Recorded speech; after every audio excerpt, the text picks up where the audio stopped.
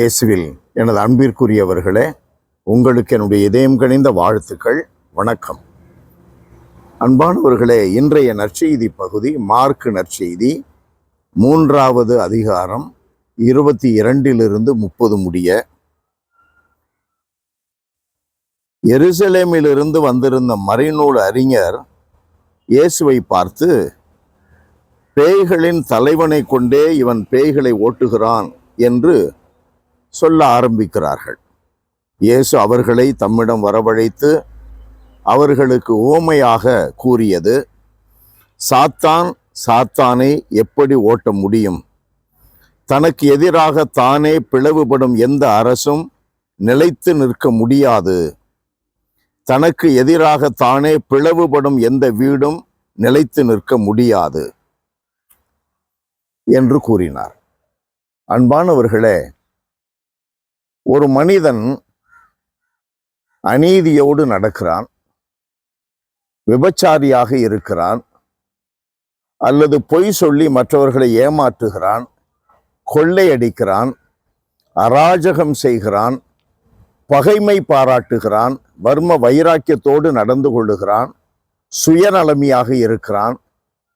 இப்படிப்பட்ட குணங்களோடு ஒருவன் வாழ்கிறான் என்றால் அவன் எந்த காலத்திலும் அமைதியை அடைய முடியாது. உண்மையான மகிழ்ச்சி அவனில் நிலைக்காது. காசு பணம் இருக்கலாம், பதவி பட்டங்கள் இருக்கலாம், செல்வாக்கு நிறைய இருக்கலாம். அவனுக்கு எதிராக அவனே இந்த சுயநலம் வழியாக, ஆணவம் வழியாக, விபச்சாரம் வழியாக, இந்த பொருளாசை வழியாக, இந்த உலக இயல்புகளின்படி தன்னை நடத்தி கொள்வதனால் அவனுக்கு எதிராக அவனே நிற்கிறான். சாத்தானுக்கு சப்போர்ட் போறான், தீமைக்கு சப்போர்ட்டா இருக்கிறான். எண்ணங்கள்ல, வார்த்தைகள்ல, செயல்கள்ல அவனுடைய உள்ளத்திலே அமைதி எப்படி பிறக்கும்? அமைதி என்பது ஆண்டவரை சார்ந்தது. அமைதி என்பது விண்ணகத்தை சார்ந்தது, கடவுள் அரசை சார்ந்தது. தனக்கு தானே அவன் பிளவுபட்டு நிற்கிறான். தனக்கே அவன் குழிபறித்துக் கொள்ளுகிறான், தற்கொலை செய்து கொள்ளுகிறான். எதன் வழியாக? ஏமாற்றுவது, பொய் சொல்வது, விபச்சாரம் செய்வது, அநீதியாக நடப்பது, அன்பில்லாமல் பகைமை பாராட்டுவது, வர்ம வைராக்கியத்தோடு இருப்பது, சுயநலமையாக இருப்பது. இவைகளெல்லாம் தனக்கு எதிராக தன் விரலாலேயே கண்ணை குத்திக்கிறது, கத்தி எடுத்து தானே குத்திக்கிறது. குத்திக்கிட்டு ஐயோ எரியுதே, வலிக்குதே, ரத்தம் வருதுன்னா அப்படித்தான் வரும்.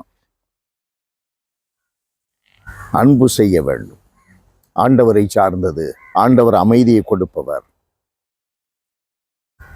எல்லாம் வல்லவரே எங்கள் இறைவா, உம்மை போற்றி புகழுகிறோம், தாழ்மையோடு ஆராதிக்கிறோம்.